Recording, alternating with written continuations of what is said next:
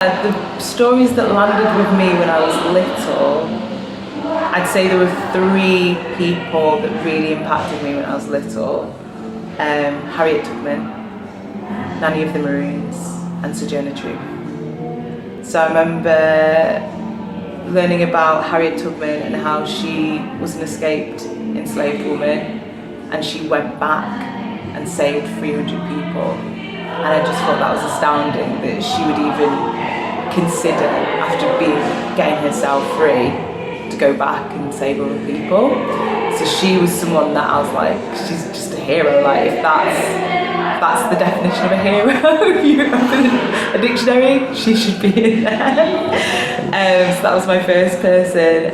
Sojourner Truth, she was talking about being a black person and a woman. So that was my first, let's say, introduction to intersectionality. But I didn't know that, and that word probably didn't even exist then. But it was knowing the power of words, because she did a speech, Ain't I a Woman, that just became so well known and obviously prevailed after she passed. And I think it was learning about these people who, that's how you create legacy.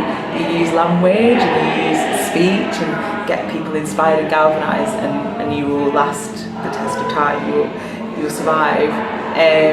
And then, yeah, I suppose the last person that I mentioned was Nanny of the Maroons, because she was a similar person to Harriet Tubman in that she was just like a warrior from Jamaica, and just at the head of all of these revolutions and revolts, which was really galvanising to hear, because I think sometimes the narrative that you get when you hear about slavery is that it was all very tacit, or, you know, people just kind of defeated and conquered and they just were enslaved. And you're like, no, these people were fighting every day, they were resisting every day, they were organised.